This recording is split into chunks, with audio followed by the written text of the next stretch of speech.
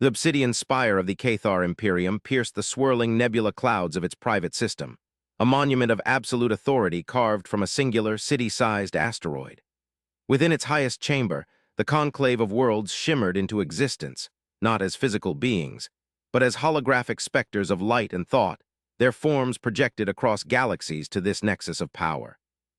The air, a carefully synthesized mixture of inert gases and psychic resonance amplifiers, hummed with a tension so profound it felt like a physical weight. Light from the captured star at the heart of the spire cast long, dancing shadows that seemed to writhe with the unspoken fears of the assembled delegates. For cycles, the galactic community had operated on a predictable rhythm of expansion, diplomacy, and occasional, contained conflict. Now a profound and terrifying silence had fallen, a silence born from a single, impossible fact that had spread like a contagion through the hyperlane networks. Humanity had launched its fleets. At the center of the circular chamber, suspended in a sphere of gravitic containment, floated the prime emissary of the Cathar, his immense, chitinous form radiating an aura of ancient, unyielding power. His multifaceted eyes, each a swirling galaxy of amber and gold, swept across the silent avatars. There was the gelatinous, ever-shifting form of the Glim Sovereign, its surface bubbling with anxious light. There was the crystalline statue of the silicate consciousness from the Cygnus arm, its thoughts transmitted in pure, harmonic frequencies that now rang with a dissonant chord of alarm. There were the twin delegates of the Mephitic Commonwealth, their gaseous forms coiling and uncoiling in a display of shared agitation. All of them, from the oldest starfaring empires to the youngest fledgling confederacies, were united in a single, paralyzing terror.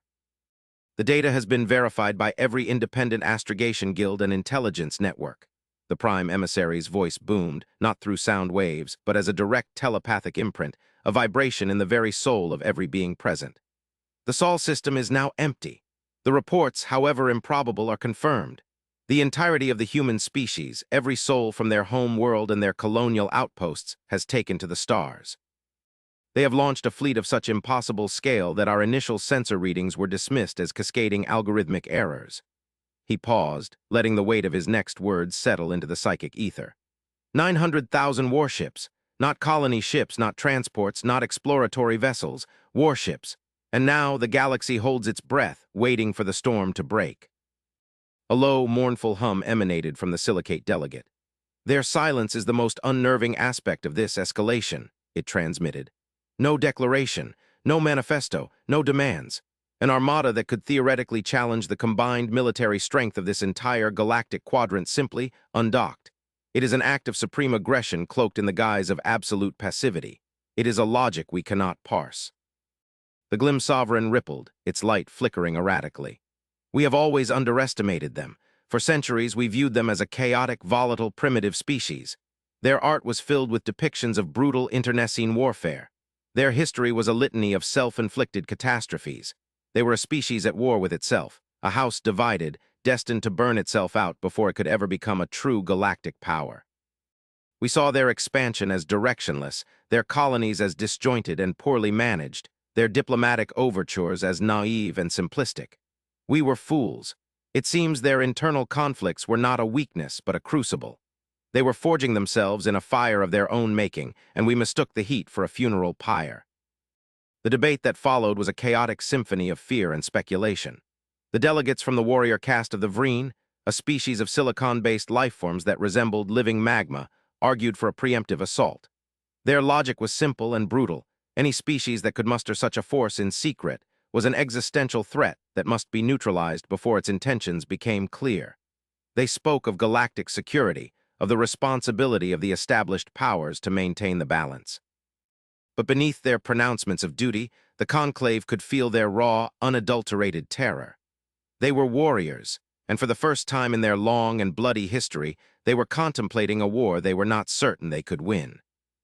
Others, like the ancient and contemplative Lumina, a species of pure energy that had witnessed the birth of stars, urged caution.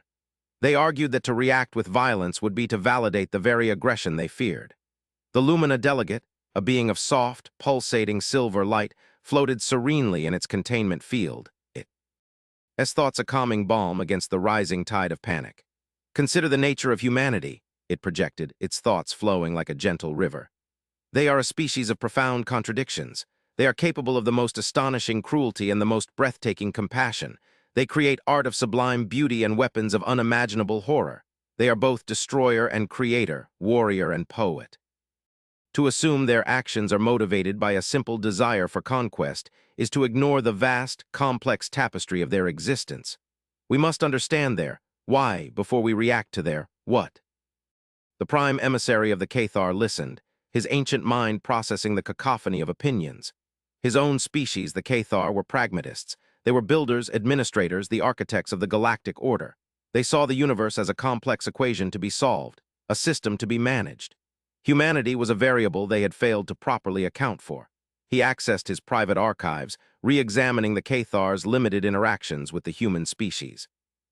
For centuries, the humans had been a minor player on the galactic stage. They were a curiosity, a species that had achieved spaceflight with primitive chemical rockets, and had then, in a blink of an eye on the cosmic scale, developed faster-than-light travel through a theoretical framework that the Cathar's own physicists had dismissed as impossible. They had colonized a handful of worlds, engaged in limited trade, and had largely kept to themselves, their internal political squabbles and cultural upheavals a constant source of bemusement to the older, more stable civilizations. He recalled a meeting centuries ago with a human diplomat. The man had been strange. He had spoken of things like inalienable rights and the sanctity of the individual, concepts that were alien to the collectivist mindset of the Cathar. The emissary had dismissed him as a sentimental primitive. Now he wondered if he had missed something fundamental. What if that sentimentality, that fierce, almost pathological devotion to the individual, was not a weakness, but the source of their terrifying strength? What if every one of those 900,000 warships was crewed by beings who believed with every fiber of their being that they were fighting for something more than territory or resources? What if they were fighting for an idea? The silence from the Sol sector was a void that was pulling the galaxy into a state of paralysis. Economies were faltering as trade routes were rerouted away from human-adjacent space. Fleets were recalled to home systems, planetary defenses were raised to their highest alert status. The psychic ether, the substrate of galactic communication, was thick with a miasma of fear. Every species was looking at its neighbor with suspicion, wondering if they had made some secret pact with the humans, if they were to be the next target. The carefully constructed edifice of galactic peace, a peace maintained for millennia by the Cathar Imperium, was crumbling not because of a war, but because of the mere possibility of one. "We must make contact," the Lumina delegate pulsed, its light brightening with conviction. "We must send an envoy. We cannot allow this silence to fester. Fear is a poison, and it is spreading through the veins of the galaxy. We must reach out not with warships and threats, but with an open hand. We must ask them a simple question. Why?" The Vreen delegate erupted in a furious torrent of molten heat. "An open hand? They will sever it from the wrist. This is not a time for diplomacy. It is a time for a show of force. We must gather our fleets. We must demonstrate that the galaxy will not tremble before this human anomaly. We must remind them of their place." The prime emissary considered the options. A preemptive strike was a gamble of unimaginable proportions. If they won, they would be seen as tyrants, their authority forever tainted by an act of cosmic paranoia. If they lost, the consequences were unthinkable. Diplomacy, on the other hand, felt like a fool's errand. How do you negotiate with a species that has just pointed a weapon of galactic annihilation at your head and refuses to say a word? It was then that a new presence entered the chamber. It was not a holographic projection, but a solid, physical object that materialized in the center of the conclave, displacing the prime emissary's gravitic sphere with a gentle, irresistible force. It was a perfect cube, no larger than a shuttlecraft, its surface a seamless, matte black that seemed to drink the light of the captured star.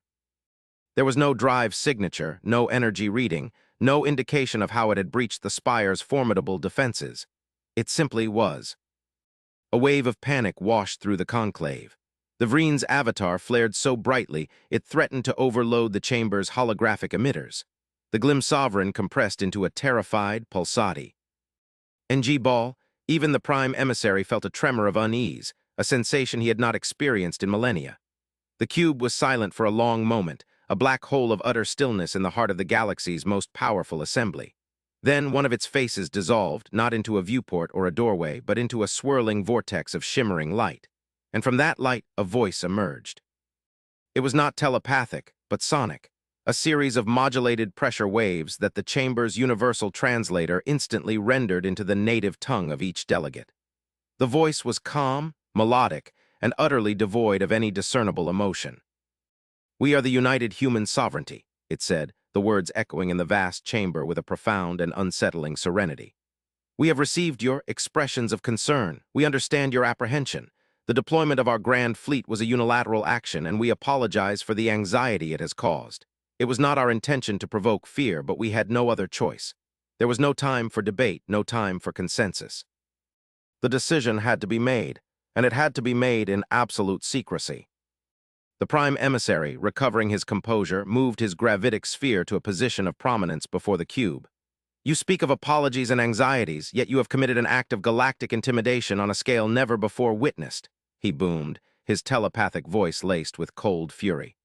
"You have brought the galaxy to the brink of war with your silence and your secrets. Explain yourselves, now." The light in the cube swirled, and for a moment an image coalesced within it. It was a fleeting glimpse of a human face, a female, her features etched with a strange combination of weariness and fierce determination. The image vanished as quickly as it appeared. "Explanation is a courtesy we are prepared to extend," the calm voice continued. "But first, you must understand the context. Our actions were not born of malice, but of necessity. We are not your enemy. We are your shield." The conclave erupted in a cacophony of disbelief and outrage. "Shield? Against what?" the Vreen delegate roared. "You are the threat. You are the storm that is gathering on the horizon." "The storm is already here," the human voice replied, and for the first time a trace of something akin to sorrow entered its tone.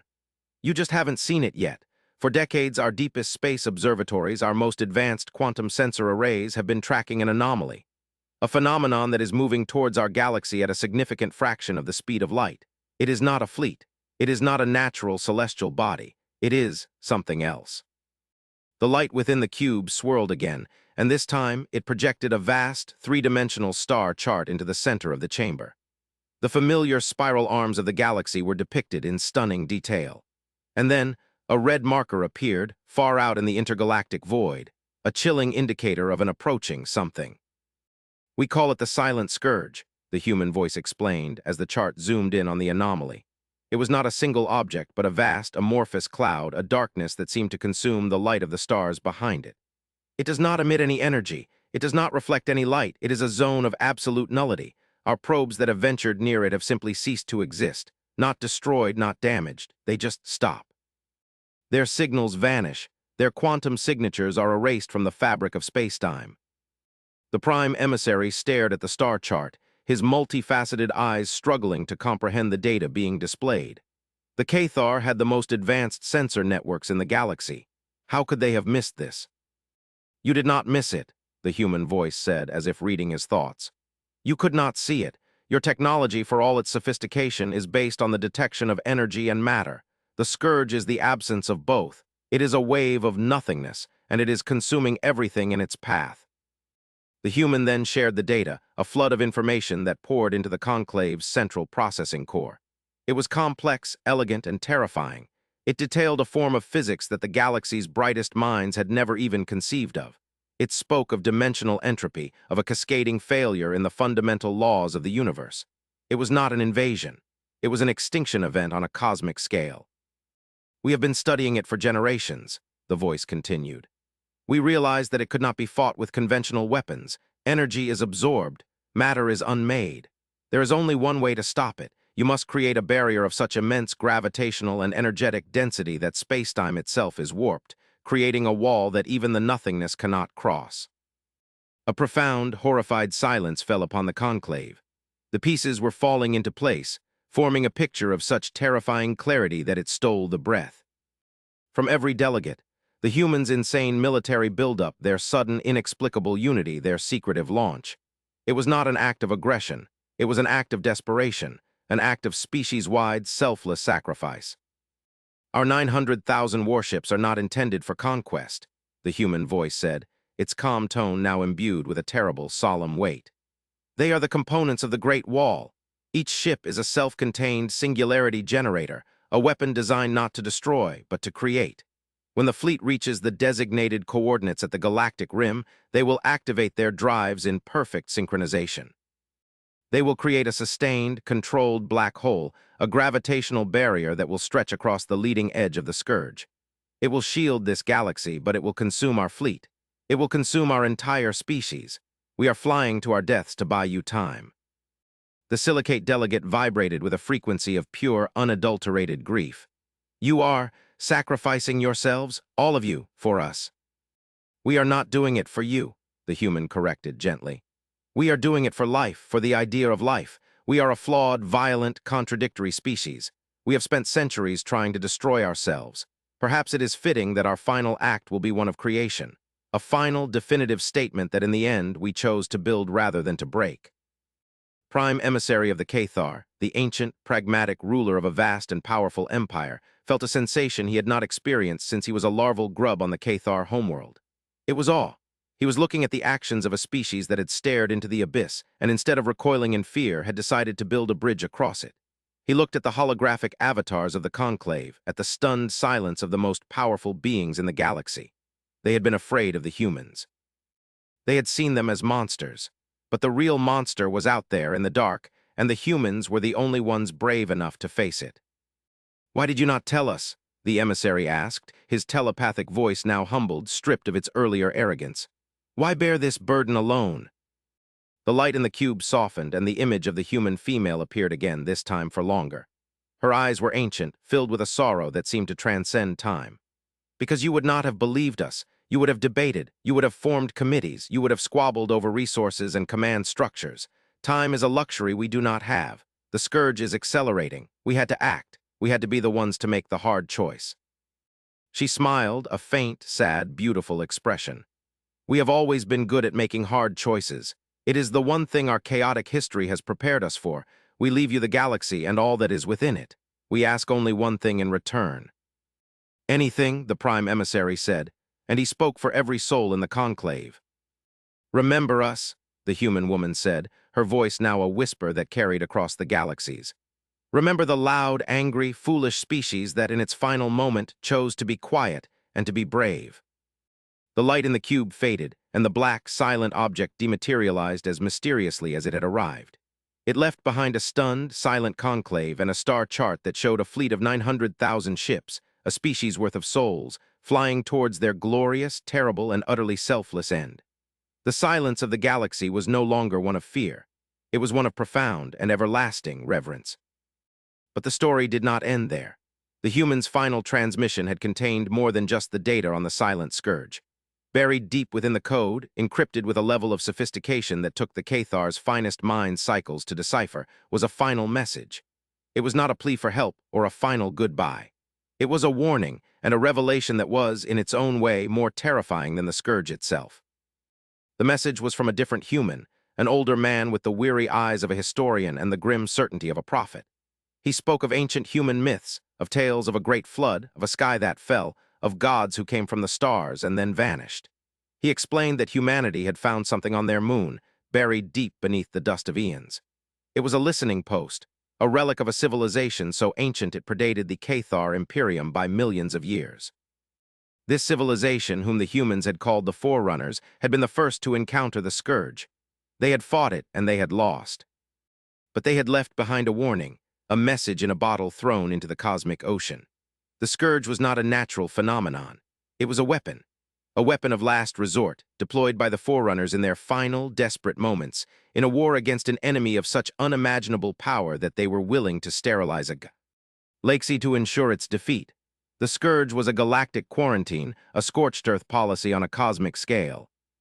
The human historian explained that the Forerunners had been fighting a parasitic, consciousness-devouring entity that had spread from another galaxy. This entity, which the humans had dubbed the Cognivore, did not consume matter or energy. It consumed thought. It consumed culture. It consumed the very essence of a species, leaving behind mindless, empty shells that it then used to build its horrifying, non-Euclidean structures. The Forerunners had realized that the only way to starve the Cognivore was to eliminate its food source, sentient life.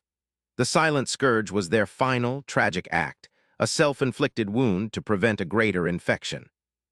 But the Forerunners had made a terrible miscalculation. The Cognivore was not destroyed. It had survived. It had gone into hibernation, waiting for the galaxy to heal, for life to bloom again.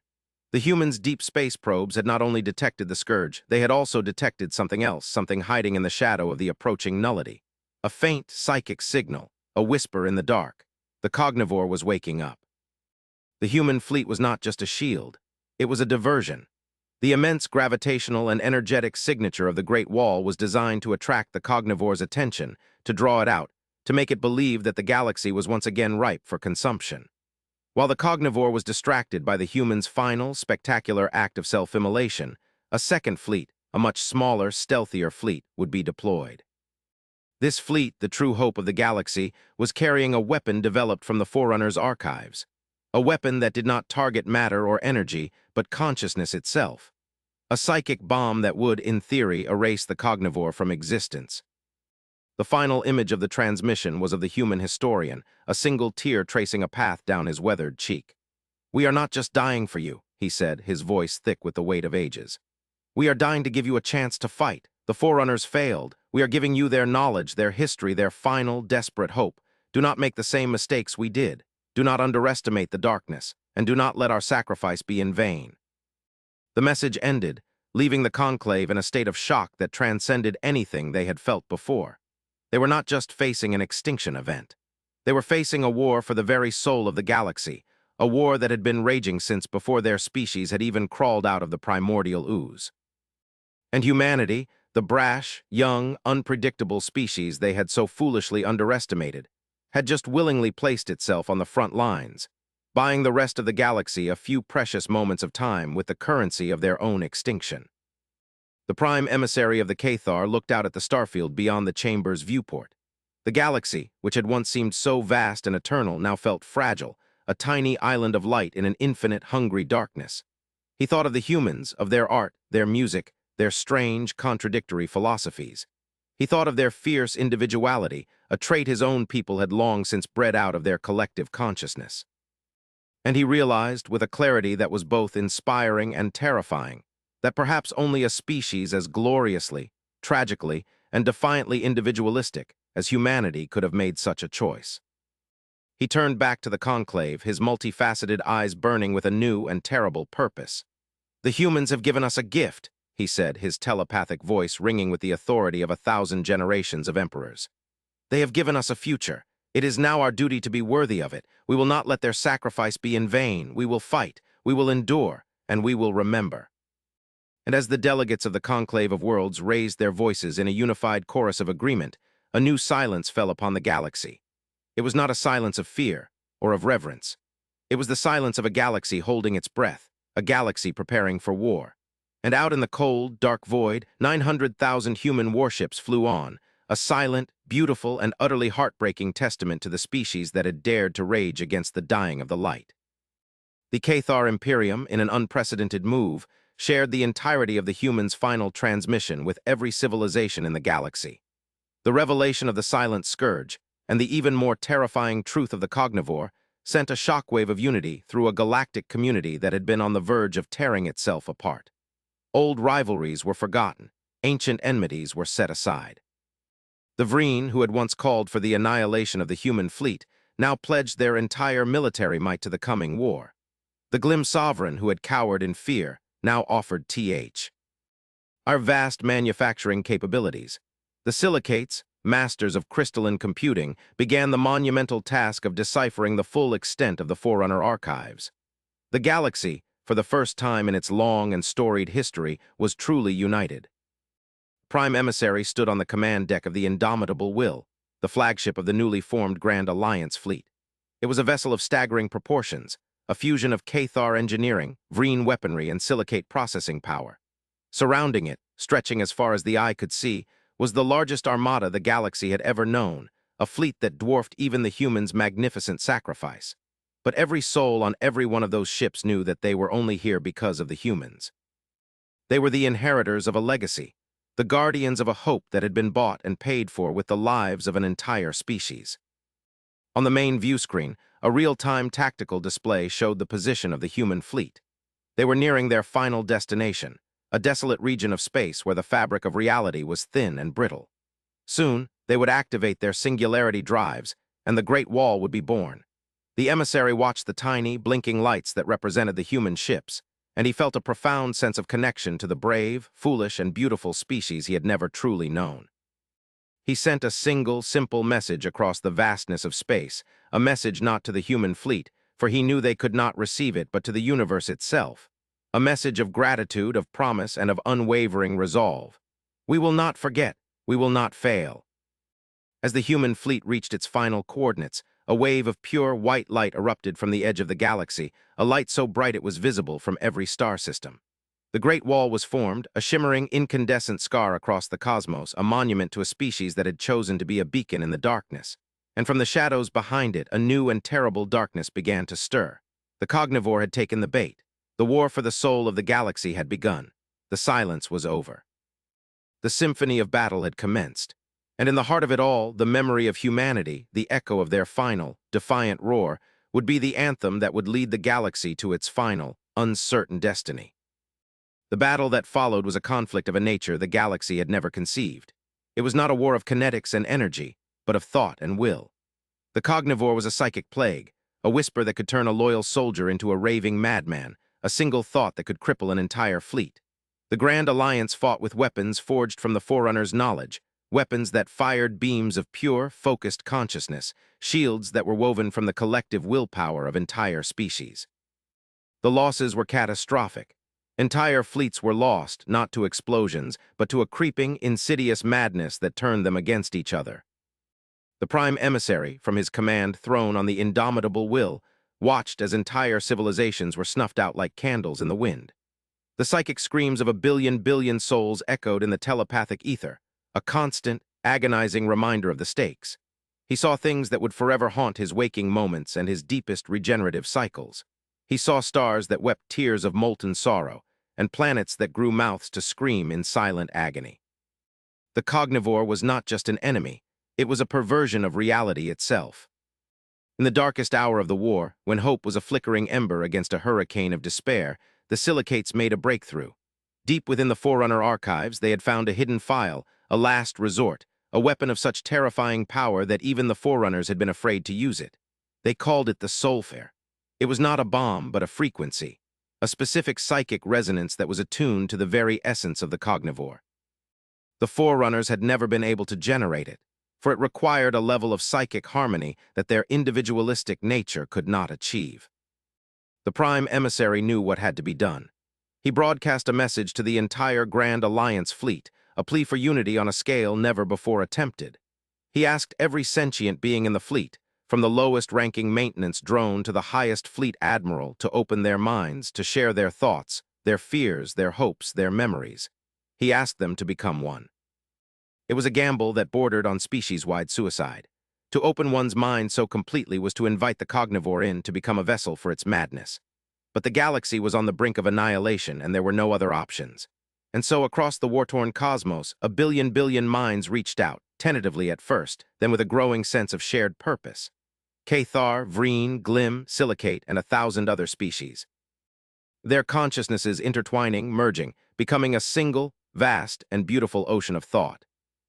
And in the heart of that ocean they found something they had not expected, a single, clear, defiant note, a psychic echo that had somehow survived the formation of the Great Wall. It was the collective consciousness of humanity. They had not been destroyed. They had been transformed. They had become a being of pure thought, a ghost in the machine of their own creation, and their final act of sacrifice had not been an end, but a transcendence. The humans, now a chorus of 1 billion voices speaking as one, joined the Galactic Symphony. They brought with them the one thing the galaxy had been missing, the fierce, untamed, and unbreakable spirit of the individual. They were 1 billion different notes playing a single, beautiful, and terrible song, and with their addition, the Soulfare frequency was achieved. A wave of pure, golden light erupted from the heart of the Grand Alliance fleet, a wave of such profound love, hope, and defiance that it washed over the galaxy, healing the wounds of the war, calming the madness of the cognivore's victims. And when it reached the cognivore itself, the entity that had consumed galaxies, the darkness that had haunted the universe for eons, it did not scream. It did not fight. It simply ceased to be. It was not destroyed, but understood. It was not defeated, but forgiven. The Soulfare was not a weapon of destruction, but of empathy, and it had saved them all. In the aftermath, the galaxy was a different place. The Grand Alliance remained, no longer a military pact, but a true community. The psychic ocean that had been created to defeat the cognivore did not recede. The barriers between species had been broken down forever. They were no longer Cathar or Vreen or Silicate. They were one. And the humans, they remained as they were, a shimmering, ethereal presence at the edge of the galaxy, the silent, eternal guardians of the peace they had died to create. They were a memory, a myth, a legend. They were the Soulfire. The prime emissary, now an ancient being, his physical form long since shed in favor of a place in the great psychic chorus, would often turn his thoughts to the edge of the galaxy, to the beautiful, shimmering wall that now pulsed with the gentle, golden light of the human consciousness. He would remember the fear, the misunderstanding, the arrogance, and he would send a simple, silent message of gratitude to the species that had taught the galaxy the true meaning of unity, of sacrifice, and of hope. A message that was echoed in the hearts of every living being in the new and truly united galaxy. Thank you. The new galactic civilization, a Gestalt consciousness born from the ashes of war, began to explore the universe with a renewed sense of wonder. With the Forerunner archives fully unlocked and the combined knowledge of 1,000 species working as one, they made technological and philosophical leaps that would have been unimaginable before. They learned to fold space-time, to whisper to the hearts of dying stars, to paint with the raw energy of creation. They were no longer conquerors or survivors. They were artists, and the universe was their canvas.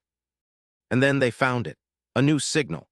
It was not from their galaxy or from any of the neighboring galaxies. It was from the void, from the vast, dark emptiness between the cosmic filaments. It was a signal of immense power and complexity, a message that was both a greeting and a warning. It spoke of other universes, of other realities, of a multiverse teeming with life, and with threats that would make the cognivore seem like a fading nightmare. It was an invitation and a challenge. A new frontier had been opened, a new adventure was about to begin. The galaxy, united and at peace, turned its collective gaze to the darkness once more, not with fear, but with a sense of infinite possibility. The legacy of humanity was not just the salvation of their galaxy, but the dawn of a new and boundless age of discovery. The silence was long over. The universe was singing, and for the first time they were ready to listen.